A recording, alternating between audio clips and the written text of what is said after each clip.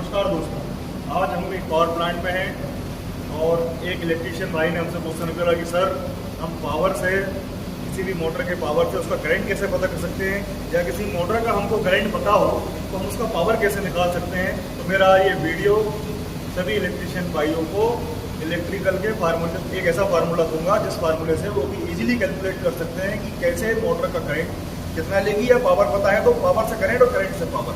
तो आइए मैं आपको एक कैलकुलेशन बताता हूँ। ये दोस्तों, तो फिर हम बात करते हैं पावर के बारे में। पावर हमारा जो है जनरली 3 प्रकार का होता है। एक्टिव पावर, जिसको रियल पावर या एक्चुअल पावर भी कहते हैं, इसकी यूनिट वाट होती है। आप जनरली वाट सुनते रहते होंगे। अपरेंट पावर इसकी यूनिट होती है वोल्ट एम्पियर। तीसरा होता है रिएक्टिव पावर, जिसकी यूनिट होती है वोल्ट एम्पियर रिएक्टिव। मैं अगला वीडियो आपको तीनों पावर के डिफरेंस के लिए बनाऊंगा। केवल मैं आज बात कर रहा हूँ एक्टिव पावर के बारे में, क्योंकि मैं जो फार्मूला बताने वाला हूँ इसका एक्टिव पावर से ही मेनली लेना है। तो today we are discussing about the active power, its unit is watt. तो इसका एक फार्मूला, जिस फार्मूले के बारे में आप बात कर रहा था, P = √3 VI cos phi। अब यहाँ अगर मैं बात करता हूँ तो P का मतलब है पावर, √3 मैथमेटिक वैल्यू है, इसकी 1.732 वैल्यू होती है, जो कि मैथ सभी को पढ़ाया जाता है। I का मतलब है करंट और V का मतलब है वोल्टेज। ठीक है, वोल्टेज यूनिट होती है वोल्ट और करंट की यूनिट होती है एम्पियर। यहाँ पर cos phi इसका मतलब है पावर फैक्टर। पावर फैक्टर पे भी एक वीडियो में बनाऊंगा। इंडियन में आइडियल पावर फैक्टर 0.8 माना जाता है। यहाँ मैंने एक एग्जांपल दिया हुआ है।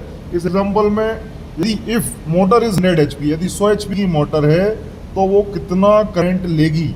ठीक है, और उसका यहाँ पर हम वोल्टेज मान रहे हैं 415 वोल्ट। अगर वोल्टेज चेंज होता है तो वैल्यू चेंज हो जाएगी करंट की। मैं यहाँ 415 वोल्ट के लिए बात कर रहा हूँ। तो मोटर आपके 100 HP की है, तो 100 HP जैसा कि आपको फिर पता होना चाहिए कि एक HP में कितने वाट होते हैं। तो यहाँ पर आपको पता होना चाहिए 1 HP में 746 वाट होता है। तो यदि 1 HP में 746 वाट होता है तो 100 HP में कितने वाट होंगे, मल्टीप्लाई बाई 100। तो यहाँ पर आपका निकल जाएगा 74,600 वाट। 74,600 वाट आपके 100 HP मोटर में होते हैं। हमें, क्योंकि यहाँ मुझे वैल्यू किस में चाहिए थी, वाट में चाहिए थी, यदि ये वैल्यू आपको किलोवाट में होती है तो किलोवाट में आप क्या करेंगे, उसमें 1000 का गुणा कर देंगे तो वो वैल्यू वाट बदल जाएगी।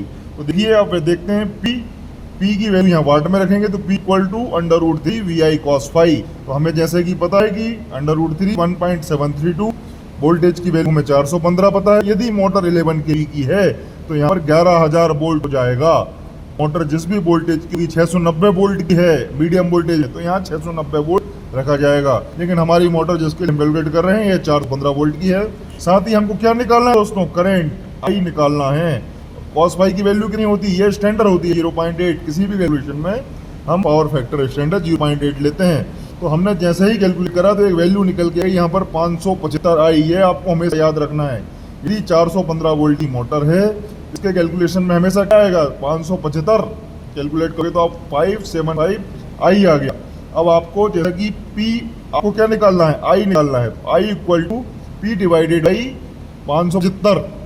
यहाँ पर आप P की वैल्यू जैसे ही रखते हैं, जो कि आप ऑलरेडी कैलकुलेटेड है, और आप 575 का भाग देते हैं तो इसका करंट निकल के आ जाता है 129.73 एम्पियर। ये आपका एम्पियर निकल गया। अगर दोस्तों आपको एम्पियर पता होता और आपको पावर निकालना होता तो आप इसी फार्मूले में यहाँ पर I की जगह एम्पियर के P की वैल्यू निकाल सकते हैं। तो इस फार्मूले की मदद से आप पावर भी निकाल सकते हैं, करंट भी निकाल सकते हैं। लेकिन आपको विशेष रूप से ध्यान देना है, एक तो आप √3 की वैल्यू का ध्यान रखना है, पावर फैक्टर आपको ध्यान होना चाहिए, या आपका पावर फैक्टर, ये हमने स्टैंडर्ड पावर फैक्टर लिया हुआ है। कई बार मोटर के नेम प्लेट के ऊपर भी एक रेटेड पावर फैक्टर लिखा होता है, आप उसको ही रखकर 0.9 भी लिखते हैं, कई बार 0.83 लिखते हैं। तो ये वैल्यू 19-20 चेंज हो सकती है। अदरवाइज वैल्यू मान लीजिए 126 आ रहा है, किसी में 130 आ रहा है, अगर अप्रोक्सीमेट वैल्यू के पास आप पहुंच जाएंगे।